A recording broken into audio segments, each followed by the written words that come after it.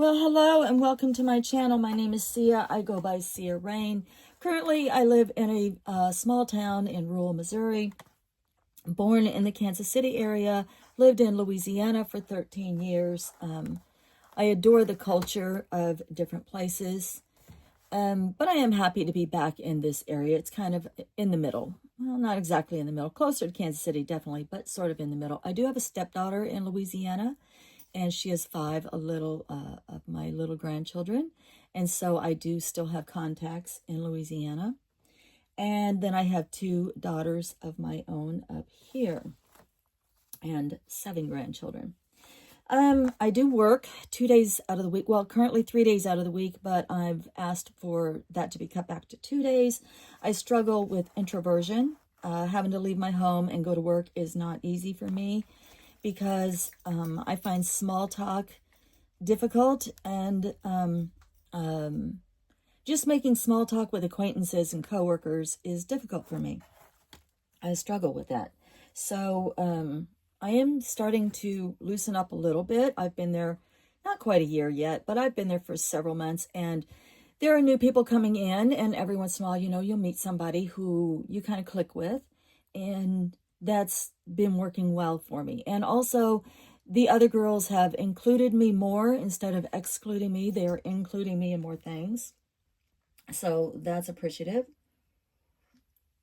And I've had a couple of coworkers come by my home and help me out with some things, and they graciously agreed to help me out. And so, I can build up relationships in that way too. My hobbies are gardening, saving the monarchs. That's my favorite thing, saving the monarchs. Oh, I watched a video the other night. Oh, Lord have mercy. It gave me chills when I got to view a monarch swarm. And they had a little hummingbird drone that was protective, so the monarchs could fly past it without getting hurt. And it was the most awe-inspiring video I personally have ever seen. I'll try to provide a link for that if I can remember. But one of my hobbies, in addition to gardening here and crafts here in Missouri, is Barbies. I don't have a huge collection. I would say I have between $30 and $40 right now. I haven't really counted. Once a doll comes into my life, she kind of stays in my life. I don't have a lot of room. I live in a small 2-room cabin. We have other buildings on our property, though, that helps with storage, and I would call myself an organized person. I love to organize, so I'm able to store things properly, even living just in 2 rooms. And Barbie's is just one of those things that once I acquire Barbie, it's hard for me to give her up. I realized I was cutting off Barbie's head in that picture, and I want you to really appreciate her.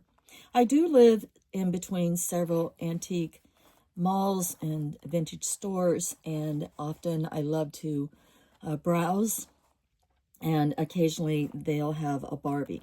I acquired this Avon Winter Velvet Barbie for only $10, which I felt like was a good deal for her. That's about a usual price, I believe, for her. But online, of course, you'd have to pay for shipping, where I could just go right up the road and get her for $10. I was very happy. She is the first in Avon's Winter series. I believe there are 2 others after her as part of that series. And I have 2 of their spring line dolls as well. But this was my newest, and one day maybe I'll fully take her out of this box and do a review on her. One of my favorite things to do with Barbie is to just simply restore them. And so I try to do, I'm not, really good at the identification yet. And also I want to say identifying the hair types. There's Kanekalon, there's Saran, and there's one other type. I'm not an expert yet at recognizing those, but I do suspect Kanekalon when I see these fully dreadlocked hair. And Kanekalon for me is fun to work with because it's what I'm most familiar with so far. So it's sort of a natural thing for me. This Barbie came to me through a lot of 20 that were purchased at an auction by my husband, who picked them up for me, knowing how much I love to restore them. And she's a bit of a mystery still, because I did a Google image search on her, and I believe her head is from one doll, and I think her body is from another. So at first I thought, because of her small stature, I figured she was a skipper. But her face is so mature, but only marked, I believe it's 1974, 76. So I don't know. And also, when I acquired her, she had no clothes. The only identifier I have other than her hairstyle and, you know, her face is she has one pearl earring still. So the closest I could tell, she was maybe part of a series of painter. That's Molly in the background. I have a rat terrier, Molly. Let me scooch closer. Anyway, I assume she was a teacher or a painter. She has one dimple, which is also a helpful identifier. No, Molly, you don't need to get in the kennel right now. Stop, stop, stop, stop. But she has this long blonde hair that is in dreads, and she has this small body. The body's in good condition. I believe she has 1, 2, 3, 4, 5, 6 points of articulation and the flat feet. But the body, the back of it says 1980s, where her head says 1970s. So I don't know for sure. So she's just going to be a fun doll for me to put back together. And one of the first things I do about trying to restore their hairstyle is to just look at her the way that she came to me, which is the most obvious thing. And it looks, Molly, stop scratching.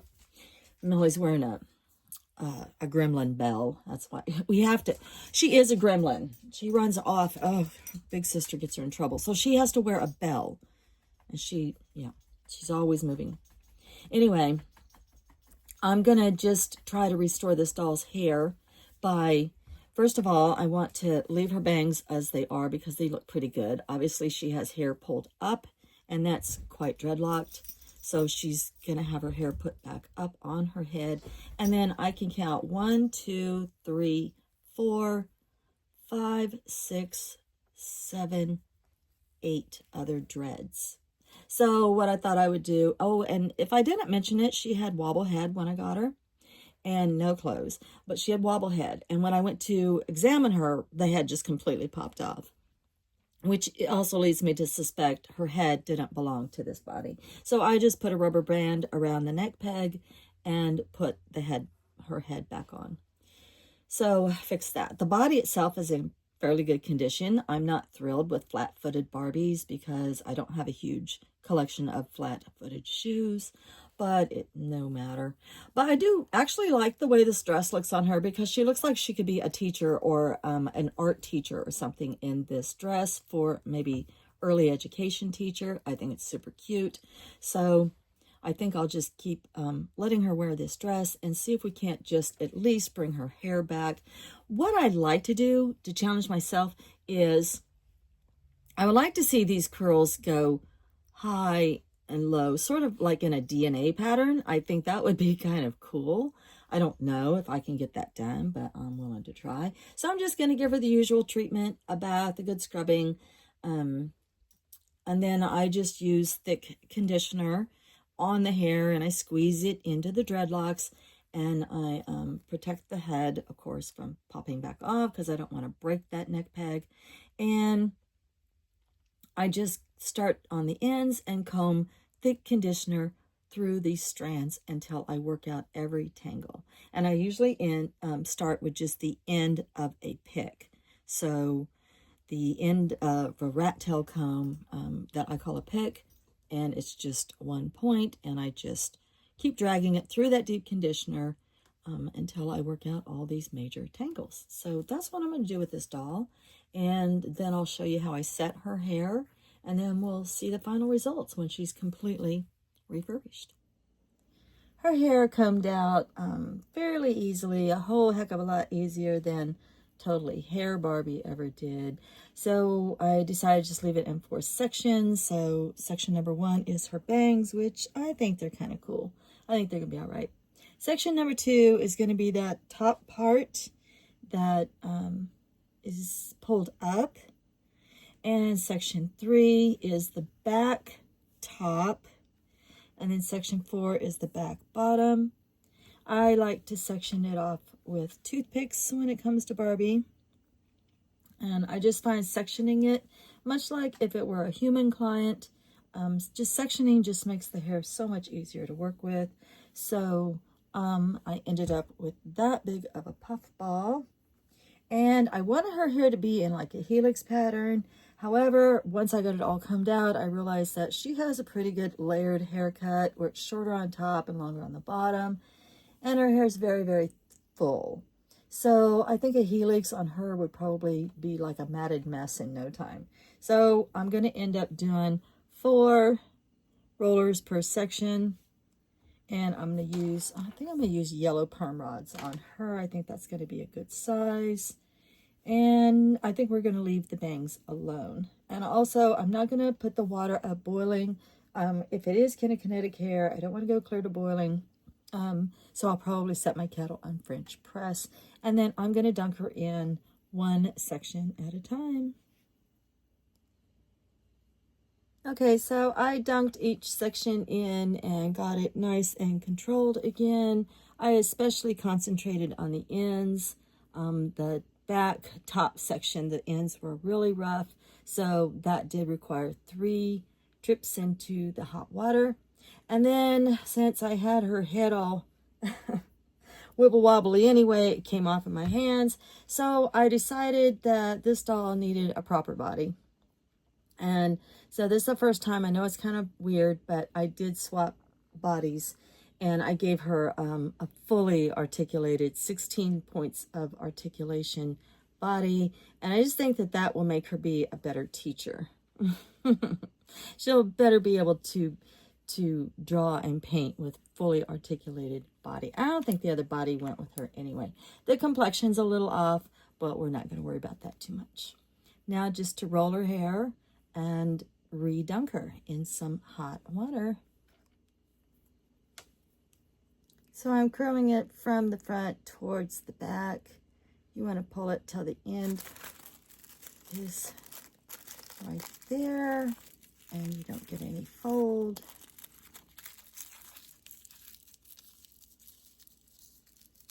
Straight on down. And tap it in place. And then I'll do these 2 towards the back. Boy, I don't know what I would charge a human client that would flip-flop on the floor as much as Barbie does when she's getting her perm. But we finally got all 12 rollers in there, perm rods. And you know what? She is going to chill the rest of the night. She's going to listen to some Taylor Swift. She's going to read a magazine about an article about an art class she would like to take in Paris over the summer. So, yeah, she's got big dreams, big aspirations. So we're going to dunk her head in a French press bowl of warm water, big enough to hold all 12 perm rods, and just for a few seconds. And then she's going to dry overnight in front of a fan, as I normally do. And tomorrow we'll take her hair down, style it, and see what y'all think. Here we are the next morning, and I took the yellow rods down. I wanted to show you how large or small of a curl the yellow perm rods make. So you can tell it's pretty good. Extremely bouncy. Her hair took to it very well. In the end, I decided to dress her in a long denim skirt because, I don't know, she's just throwing off early education art teacher vibe to me. Her bangs turned out beautiful. I didn't mess with them at all. I did leave her hair in sections as I pulled the rods out so that it would be easier to add that ponytail back into the top without it becoming entangled with the other 2 sections that we divided up. Comfortable shoes because she's an art teacher. And then I'll show you the back. How tight the curl is, tight or loose, however you want to describe it. But yeah, that's her. All right, I do like the head, new head on the body. I just like the fully articulated bodies. I think they're really cool. and you can pose them in so many different ways. And as far as the earrings go, I don't know. She might just have one piercing. I was thinking about gluing a bead to the other missing earring side, but I don't know. I don't know. I might just put a gold, long gold earring on that side. I think it'd be cute. So yeah, so she's going to continue her career path in art, and she does love early education. However, she is going to go to France over the summer and learn to speak the language and take an art course over there and expand her horizons. She's not looking for a relationship right now, not a one-on-one relationship anyway.